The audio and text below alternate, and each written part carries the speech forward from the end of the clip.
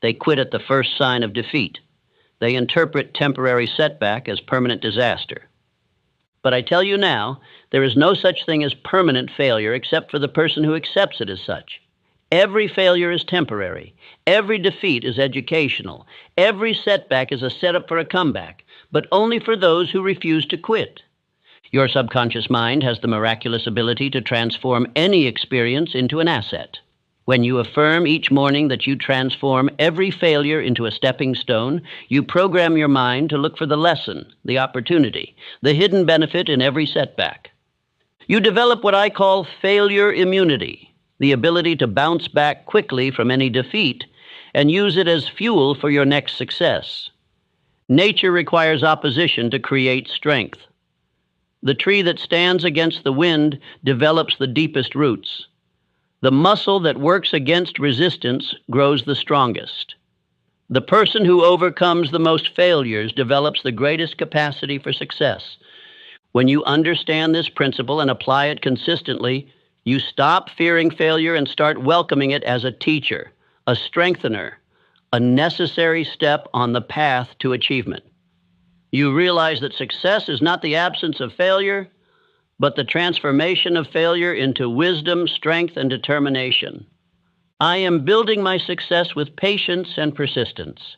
In this age of instant gratification, this principle has been all but forgotten. Yet it remains as true today as it was in the beginning. All enduring success is built gradually, methodically, persistently over time. There are no shortcuts, no magic formulas, no overnight transformations. Success is a building process, and like all building, it requires patience and persistence. James J. Hill spent 20 years building his railroad empire. For 2 decades, he laid track through wilderness, overcame countless obstacles, faced financial ruin repeatedly, and endured the mockery of those who called his project Hill's Folly. But Hill understood that great achievements require time to mature.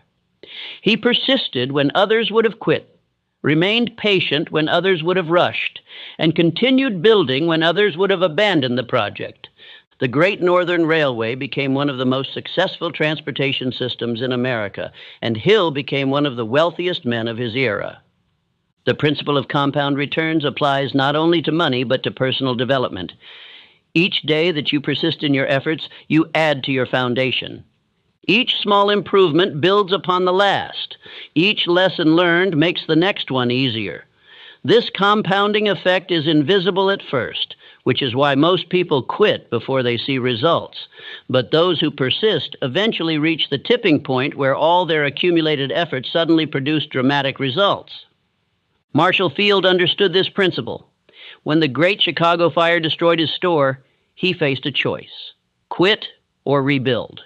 Lesser men might have accepted defeat, but Field saw the fire not as an ending, but as an opportunity to build something better. He rebuilt with patience and persistence, creating not just a store, but a retail empire that bore his name for over a century. He often said, "The secret of success is to do common things uncommonly well." And this requires patience to master the details and persistence to maintain high standards. Impatience is the great destroyer of potential success.